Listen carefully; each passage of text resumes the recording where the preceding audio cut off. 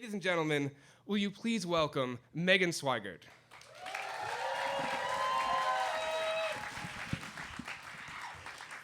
When I was a little girl, my friends and I played this game that we called Butt Doctor. This is how the game works.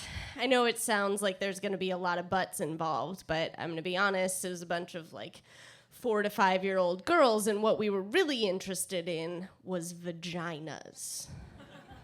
Because when you're 4, that is a whole mystery.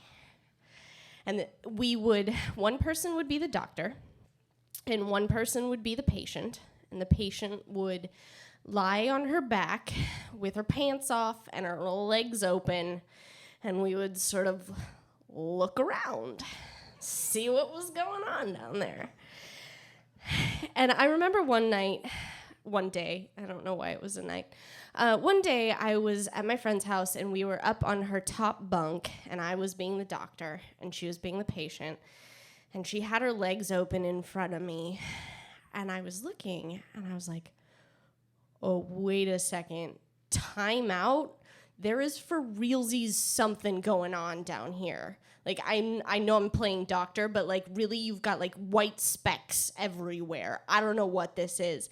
And she lifts up her head, and I'm looking at her between her legs, and she says, that's just toilet paper. Sometimes you wipe and little specks of toilet paper came off. And I was like, what? That happens? Do I have little specks of toilet paper down there right now? Whoa. So this is what Butt Doctor was. And one day I was over at her house, and we had this little fort back behind her house. And we had decided to go up there. We used to play games and pretend to smoke the cigarettes of little rolls of manzanita bark, because we were so cool. And so we were back there, and we decided it was time to play some Butt Doctor. And I'm lying on my back and looking up at her while she's digging around and looking for gold. And we didn't realize, but a certain amount of time had passed, and my mom was coming to pick me up. And she came to the house, and we weren't there. So she was like, well, check the fort, right? And she came back behind the house and walked up to our little fort and found me spread-eagled in front of my good friend. And she did not take this so well. Later in life, I must say that my mother was very open with me. She said, I know you're going to experiment. Let's be open and talk about it, blah, blah, blah. This was not how she reacted at the time. She was not into it. And we got in some pretty bad trouble. We got spanked for being curious 4-year-olds. And after that, I got a little nervous about anything involving the butt area. That just seemed like I might get in trouble if I do anything down there. That seems like an off-limits kind of area. And as I said, my mother did actually sort of open up and say, I know you're going to experiment. That's okay. Do it. And I did go experiment. I started having sex. And but there was always that tie to that's not something you look at. That's not something you talk about. So I was a lights off kind of girl.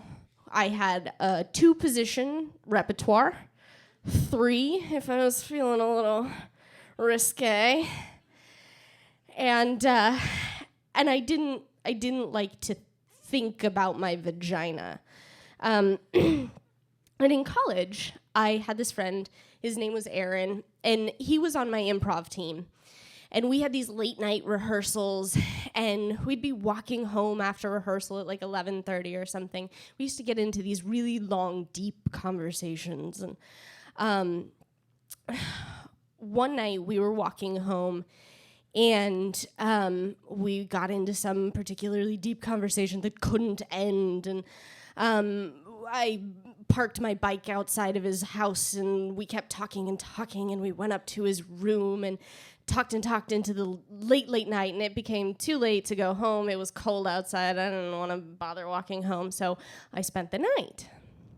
And it was cold, so we sort of curled up next to each other and trying to get warm. And we did my favorite "Are you interested?" move, which is the accidental hand placement really close, and you sort of like inch it closer and closer. And if they respond, you're like, "Oh, look what happened by accident. We're holding hands.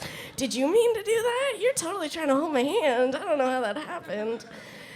And we found ourselves holding hands, and then from there, the same sort of process starts with the lips. Like, "Oh, I just happened to turn towards you, and your breath is there, and my breath is there." And then it goes to kissing, and from there onto the butt doctor sort of realm. And so Aaron and I started sleeping together on a regular basis. We would leave rehearsal, walk home together, talk, and then curl up together and sort of like inch into very much lights off, 2 positions, maybe 3 if we're getting crazy. And this started to develop into a little something. And one night we were at a party together, and it was the rest of the party sort of happening out in front of us, and everybody's out there playing this game called Edward 40 Hands, where you duct tape a 40 to your hands, 40 ounces of beer, and you can't set it down or like go to the bathroom, anything until you have finished your beer. I can't play that game. I would die. So I was sort of set back in the kitchen watching all the insanity, and Aaron was standing with me, and there was a counter in front of us, and it had a bowl of Dove chocolates on it. You know, you unwrap it, it has that stupid saying in it that is like supposed to be uplifting when you're PMSing. And we had a few drinks, and we were standing and talking, and I was struck by this brilliant idea that if I could sneak a piece of that chocolate down my pants and get him to eat it, I would basically win at life. So I grabbed a piece of chocolate out of this bowl, and I unwrapped it, and it said something like, "Savor each moment," or something stupid. And we kept talking. He was sort of blathering on, and I kind of turned a little bit away from him and like into the corner of the counter so that no one could see. Like sucked in my belly and just sort of stuck it down there, and then was like, "Hey, here, eat this." And I mean, if someone hands you chocolate, like you're gonna eat it, right?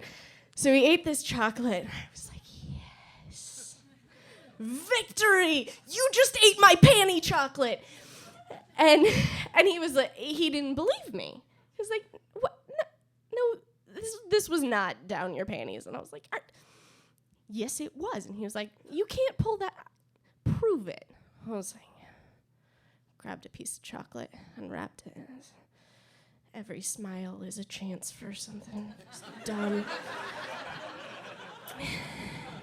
And I sort of turned a little bit away, and I sucked in my tummy, stuck it down there, and pulled it out. And he was like, "Wow, that was impressive." And he was like, "Well, was that like, where did it touch? Was that like up in there? Or did you just like stick it down your pants? Like, this whatever. I could stick chocolate down my pants, big deal." And I was like, I will one-up you, sir. And I took a piece of chocolate, and I unwrapped it. I didn't even bother reading the saying. And I stuck it down my pants. All the while, Edward 40 Hands is going on out there, and none of them noticed, which I'm pretty proud of. And I stuck it down there, and I got it good and up in so that it, and like left it there for a second, so it got good and moist, like it had actually been like sitting, melting in a mouth, you know? So it was like you could tell, like that had been up. And I pulled it out, and yes, I know yeast infections, don't worry, I didn't get one. And I pull it out, and I show it to him, and he was so impressed. I was like, I know, because I'm kind of a badass. And after all of this sort of, like, lead up to, I had been doing a lot of touching, and he had been doing a lot of thinking. And it didn't take long for us to decide to steal the bowl of chocolate and leave the party and take it back to his house to go have sex. And probably it was because we had a couple drinks, we'd been working up to it, doing some little weird foreplay for like an hour by that point, that this sex was different sex than we had ever had. There was chocolate everywhere. We're using props we've never used. The lights are on. I have a whiskey bottle. It is full of water. I know. This is also not a good idea, but I did it anyway. Don't worry. This is not what that story is about. I have a whiskey bottle in my vagina. He is eating chocolate off of me. And he stops. And he says, "Can I lick your asshole while you fuck yourself with that whiskey bottle?"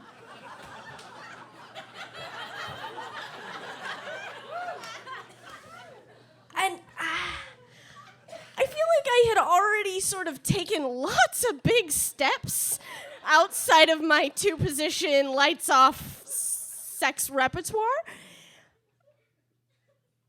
And I started thinking about okay, when I was little, butt doctor was off limits. Like, you don't even talk or think about vaginas. And I had, on the other side, this sort of repertoire, this list of things that we had just done. And do I throw away my nice little neat box where I keep sex and let him do this? And I started to think about, there was that one time, the first time he looked at my vagina, and I was terrified. He was going to find something awful and wrong down there. And, no spiders poured out of my vagina. I didn't have teeth down there. He didn't find me revolting. And I thought about the time that I started my period during sex with him. And I'm a small girl, but there is nothing dainty about my period. And I had gushed blood everywhere, and he didn't react negatively. He didn't make me feel bad or uncomfortable. And I thought, you know what? Fuck it. You may lick my asshole while I fuck myself with this bottle.